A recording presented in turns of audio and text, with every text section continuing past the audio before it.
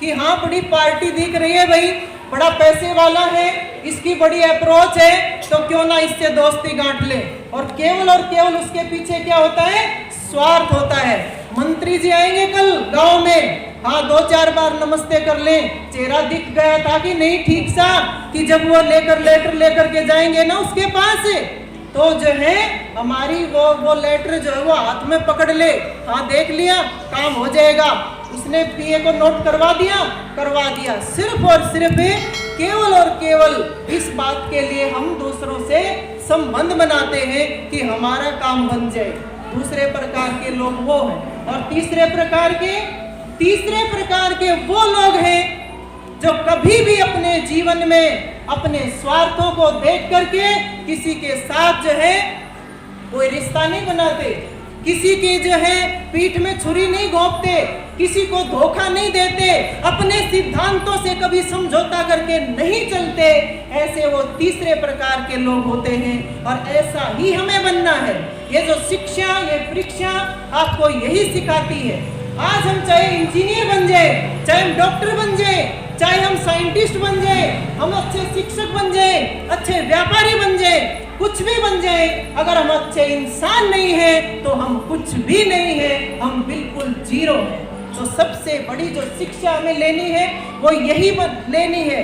एक जो बच्चा है, छोटा सा बच्चा अपने अध्यापक से पूछता है कि आप ये बताओ किस फील्ड में सबसे ज्यादा स्कोप है, कि बेटा आजकल किसी भी फील्ड में कोई स्कोप नहीं है सिवाय एक फील्ड के, कि वो कौन सा फील्ड है, कि वो है मानवता का फील्ड। ये फील्ड बिल्कुल खाली पड़ा है, इसमें कोई भी किसी भी प्रकार का कोई व्यक्ति दिखाई नहीं देगा।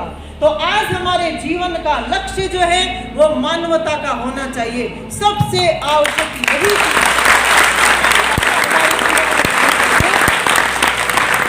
आज एक बात मैं जरूर ये कहना चाहती हूँ, आज हम सबसे बड़ी लड़ाई जो हमारी है ना इस मनुष्य के साथ, क्योंकि सबसे श्रेष्ठ प्राणी भी यही है, लेकिन सबसे निकम्मा प्राणी भी इस धरती का यही है और कोई नहीं है।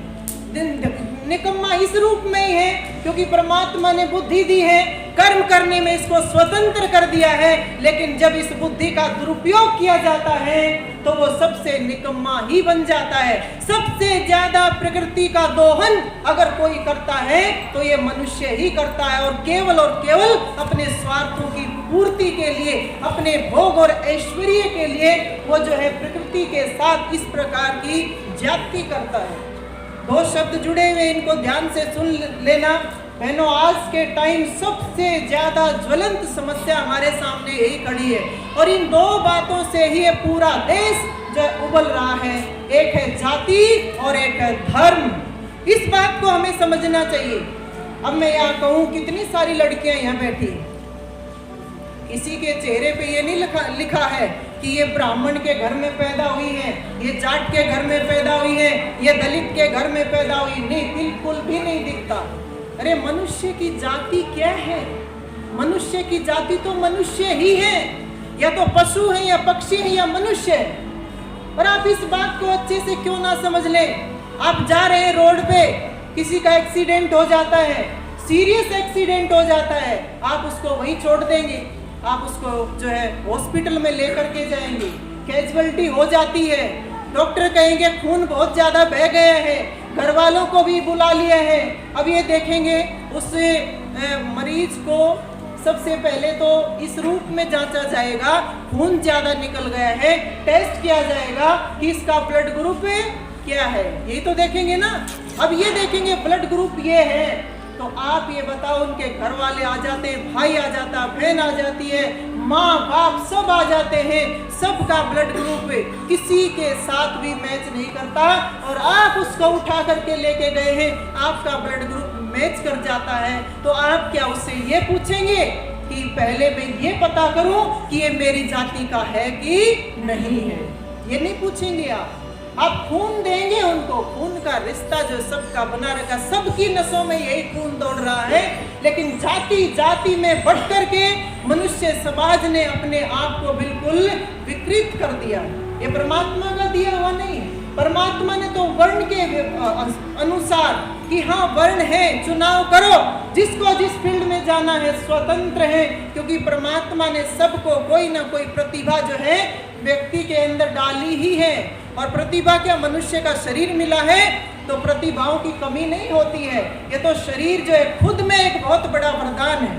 तो जाति के नाम पर जो ये इतना ज्यादा हमें बरगलाया जाता है, इसको बहनों हमें समझना चाहिए। और दूसरी बात धर्म, अब ये धर्म शब्द जो है अपने आप में इसका इतना ज्यादा स्वरूप जो बिगाड़ करके रखा है, ये अपने आप में बहुत ही भयंकर रूप दिन प्रतिदिन लेता जा रहा है। अब मैं आप सबसे पूछूं, आप यहाँ बैठे, आप क्या कहेंगे? आपका धर्म क्या है? आप क्या कहेंगे? हिंदू। हिंदू धर्म की बात आप करेंगे, है ना? क्यों? क्योंकि हरियाणा प्रदेश में तो हिंदू ही है। बाहर से आ रहे हैं लोग, थोड़े से दिन में 15-20 सालों में लग जाएंगे दूसरा नारा भी देने, कोई फर्क नहीं पड़ता। तो कहने का मेरा मतलब ये है कि धर्म को समझना चाहिए। हमारा जो वैदिक सिद्धांत है, वैदिक मान्यताएं हैं, हमें यही सिखाती हैं। कहीं जो है हमारे वेदों में ये नहीं लिखा है कि सच्चा हिंदू ये होता है, सच्चा सिख ये होता है, सच्चा मुस्लिम ये होता है, सच्चा ईसाई ये होता है। ये बिल्कुल भी नहीं लिखा। एक ही बात कही है वेदों के माध्यम से, ऋषि दयानंद ने हमें एक ही बात सिखाई है बच्चों, और वो क्या है? मनुर्भव। क्या है? मनुर्भव, कि तू मनुष्य बन। पूरा जीवन निकल जाता है, लेकिन हम मनुष्य नहीं बन पाते। ये जितने ग्रंथ हैं, जितना साहित्य है, जितने शास्त्र हैं, वेद हैं, सब एक ही बात कहते हैं कि तू मनुष्य बन। मनुष्य का धर्म क्या है? अब आप ये बताओ, अग्नि का काम क्या होता है? जलना और जलाना। और पानी का काम क्या होता है? शीतलता देना, प्यास बुझाना। और आप देखो फूलों में क्या होती है? खुशबू, है ना? और 14 फरवरी को सबसे ज्यादा किस फूल को देखा जाता है? किसको? गुलाब को। इस बात का तो सबको पता होगा, 14 फरवरी को सबसे ज्यादा डिमांड होती है गुलाब के फूल की, सबको पता है। तो गुलाब के फूल में क्या है ऐसा? क्या है ऐसा? तो सब फूल, जितने भी फूल है, सबकी जो विशेषता है, जो विशेष गुण है, वो क्या है? खुशबू, है ना? और यहाँ जो है सांप आ जाए, सांप में सबसे जहरीला सांप किसको कहेंगे? कोबरा। क्यों? क्योंकि उसमें जहर इतना ज्यादा होता है, जहरीला माना जाता है। अब आप एक बात बताइए कि अगर अग्नि में जलने और जलाने का गुण ना हो तो अग्नि मानोगे उसको? बताओ। रोटियां बनाती हैं महिलाएं, अग्नि जलाती हैं, और अग्नि जलाने के बाद तवा रख दिया और वो गर्म ही नहीं हो रहा, तो क्या कहेंगे? अग्नि अग्नि नहीं है। पानी है, शीतलता नहीं दे रहा है, प्यास लग रही है, पानी पीते रहो, प्यास बुझेगी नहीं, तो क्या कहोगे? ये पानी पानी नहीं है तो और ही कुछ है। पानी कहोगे नहीं, उसकी परिभाषा ही बदल दी जाएगी। गुलाब का फूल है, उसमें खुशबू नहीं, तो कहेंगे क्या गुलाब है? हॉलैंड के गुलाबों में कोई खुशबू ही नहीं है। सारा का सारा गुलाब जो, क्योंकि खुशबू से ही बनती है सारी चीजें, सेंट, परफ्यूम, पाउडर, साबुन, सब कुछ खुशबू से बनता है, गुलाब की खुशबू से। वो सारा का सारा भारत से ही जाता है।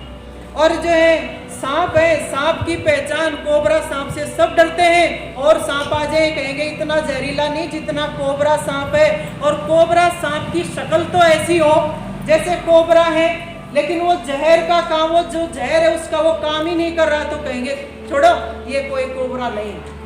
कहने का मतलब ये है कि एक विशेष गुण जिसके कारण उसकी पहचान होती है। आप ये देखिए कि अग्नि का जो गुण है, जलना और जलाना, अगर वो नहीं रहेगा तो अग्नि नहीं कहला सकती। जल में शीतलता है, वो नहीं होगी, जल नहीं कहला सकता। फूल में खुशबू नहीं है, फूल नहीं कहला सकता।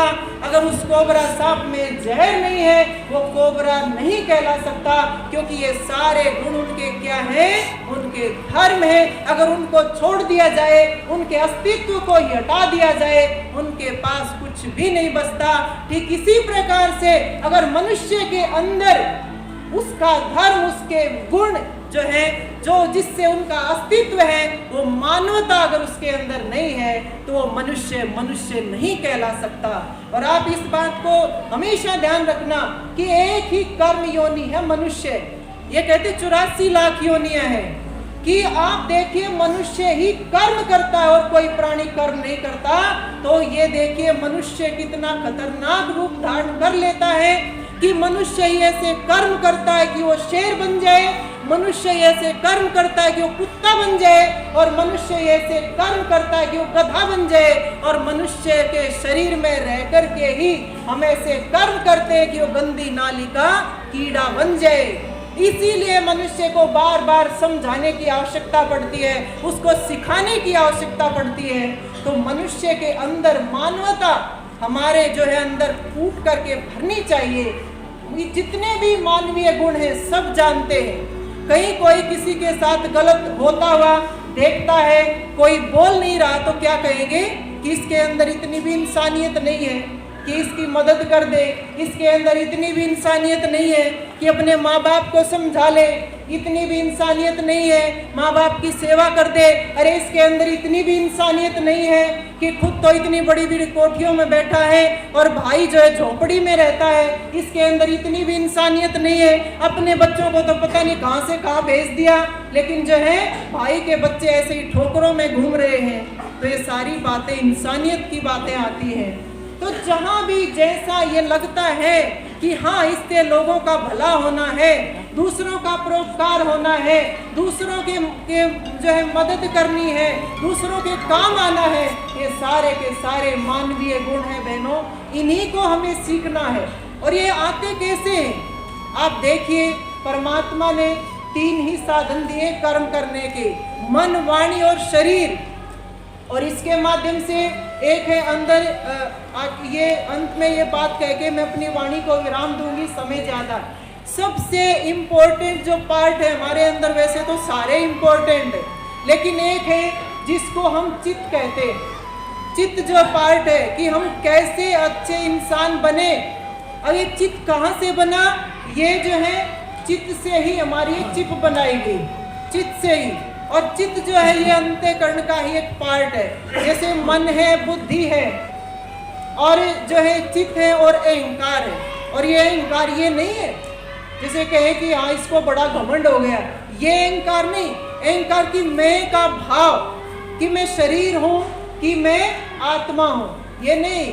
ये जो भाव रहता है कि हाँ मैं शरीर नहीं, मैं आत्मा हूँ, ये हम थोड़े इतने सारे हमें आत्मदर्शन थोड़ी हुआ है कि हम अपने आप को अलग देख रहे हैं, शरीर को अलग देख रहे हैं। एक तत्व है जो है हमारा प्रकृति का तत्व है अहंकार, और उस अहंकार से ही मैं का भाव रहता है कि हाँ मैं जीवात्मा हूँ, ये शरीर अलग है और मैं अलग हूँ। और बुद्धि का काम क्या है? निर्णय देता है।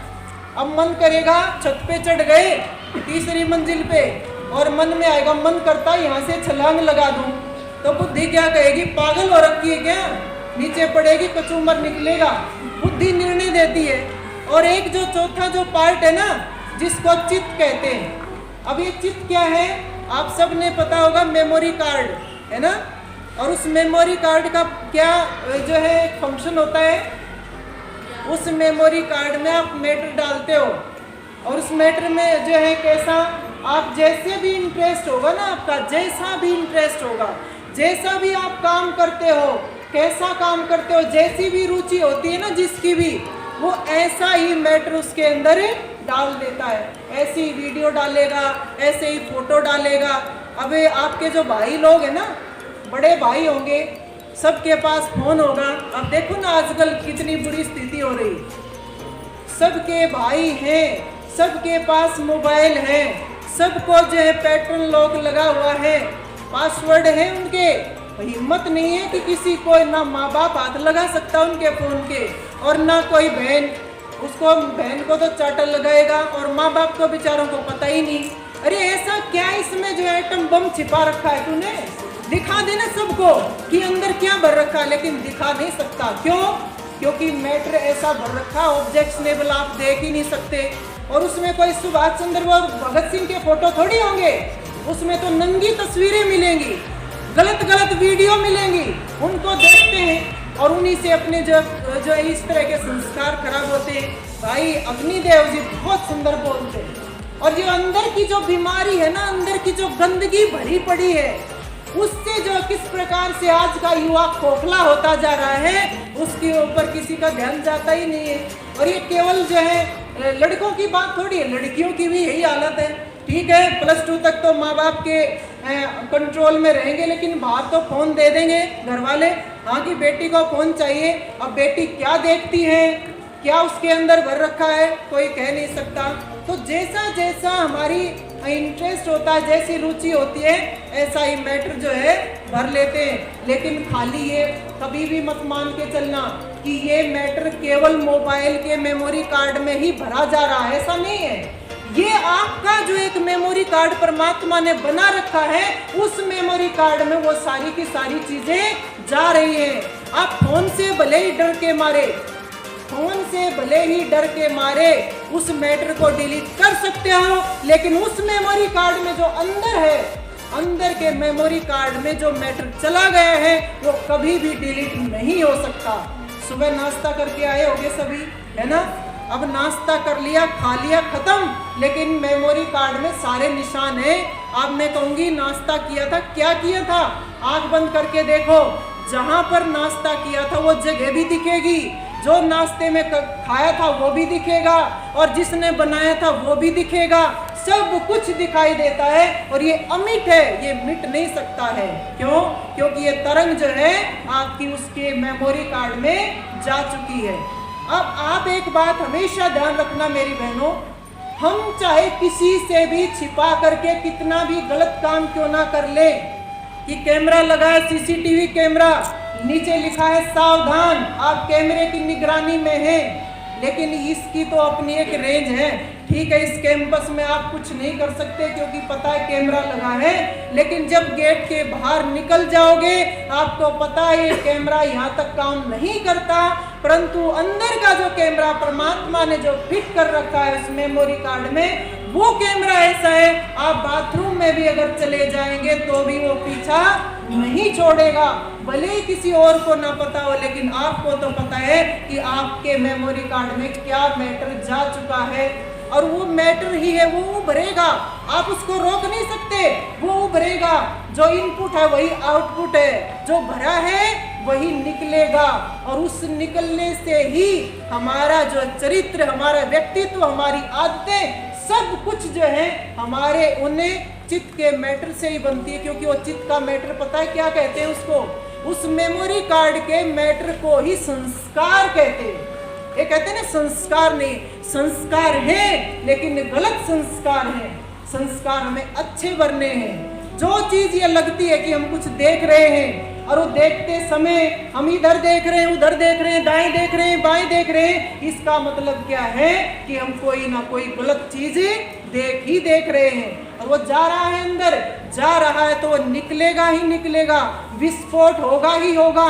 और एक बार जब मेमोरी कार्ड में इतना मैटर भर जाए कि फिर जो काबू में आती नहीं बात। लड़कियां हैं, गलत रास्ते पर चल पड़ती हैं, समझाया जाता है, बुझाया जाता है, घर वालों को बहका देती है, लेकिन धीरे धीरे क्या होता है, वो मैटर इतना भर लिया जाता है, फिर वो मैटर जो है टिकने नहीं देता, और कहीं ना कहीं लड़कियां जो है गुमराह हो ही जाती हैं।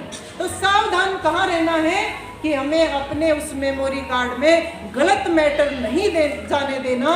हम क्या देख रहे हैं और क्या सुन रहे हैं, इन दो इंद्रियों का सबसे ज्यादा असर पड़ता है। क्या देख रहे हैं और क्या सुन रहे हैं। अपना टेस्ट, अपनी रुचि ऐसी ही बनाए। आप गायत्री मंत्र बोल रहे हैं 10 बार, गायत्री मंत्र सुन रहे हैं 10 बार, तो अंदर मैटर में जो मेमोरी कार्ड में चला गया वो गायत्री मंत्र ही निकलेगा। ठीक है। और जो है सपना चौधरी का गाना सुना 10 बार और गाना देखा 10 बार, तो फिर सपना चौधरी ही नाचेगी आपके अंदर। इस बात का ध्यान रखना, किसी भी समय वो चीज जो है उभर करके आएगी ही आएगी। हमें अपना टेस्ट, अपनी रुचि बहनों अच्छी बनानी है। तभी जो है हमारे जीवन का विकास होना है। और इस मेमोरी कार्ड के ऊपर ही हमारा पूरा व्यक्तित्व, हमारी पर्सनालिटी, हमारा चरित्र जो है वो टिका हुआ है। तो हमारे खुद हाथ में है कि हम अपने जीवन को, अपने भविष्य को किस ओर जो है बनाएंगे, किस लाइन में लेकर के जाएंगे, क्या दशा होगी, क्या दिशा होगी। पूरा जीवन निकल जाता है, एक मनुष्य सही मनुष्य नहीं बन पाता। उसी के लिए प्रयास करना है कि मुझे अच्छा मनुष्य बनना है। मनुर्भव, इस जो है नारे को हमेशा अपने सामने रखना है। जो जिसके अंदर मनुष्यता नहीं है वो जीवन बेकार हो जाता है। तभी आप देश का भी तभी भला करेंगे जब आप एक अच्छे इंसान बनेंगे, अच्छे मानव बनेंगे। और मानव से ही महामानव बना जाता है और वही जीवन का सही उद्देश्य होता है। तो इन्हीं शुभकामनाओं के साथ आप खूब तरक्की करें, खूब आगे बढ़े और जिस भी फील्ड में काम करें, चाहे घर का ही काम क्यों ना हो, पूरी कुशलता के साथ जो करेंगे तो क्यों ना बरकत होगी। हमें परमात्मा इतनी सद्बुद्धि दे। कुछ जो है परमात्मा से कुछ मत मांगो, केवल सद्बुद्धि मांगो। और ये कहते तीव्र बुद्धि, तीव्र बुद्धि तो होनी चाहिए, लेकिन ये तीव्र बुद्धि वाले भी गलत काम करते हैं। जितने भी समाज में गलत काम हो रहे हैं ना, वो तेज बुद्धि वाले ही करते हैं। हमें चाहिए सद्बुद्धि, अच्छी बुद्धि, और अच्छी बुद्धि के आधार पर ही हम आगे बढ़ सकते हैं। इन्हीं शुभकामनाओं के साथ मैं भाई गुरमीत को और इनकी पूरी टीम को बहुत बहुत बधाई देती हूँ और धन्यवाद करती हूँ कि यहाँ आने का इन्होंने अवसर दिया है। और इस प्रकार का जो ये पुरुषार्थ कर रहे हैं, पवित्र पुरुषार्थ कर रहे हैं, ये कार्य, ये पुनीत कार्य जो रुकना नहीं चाहिए, ये आगे बढ़ना चाहिए। क्योंकि संस्कार ही हमारे लिए मुख्य होते हैं। अच्छी शिक्षा देना हमारा जो है ये एक बहुत बड़ा नैतिक कर्तव्य बनता है।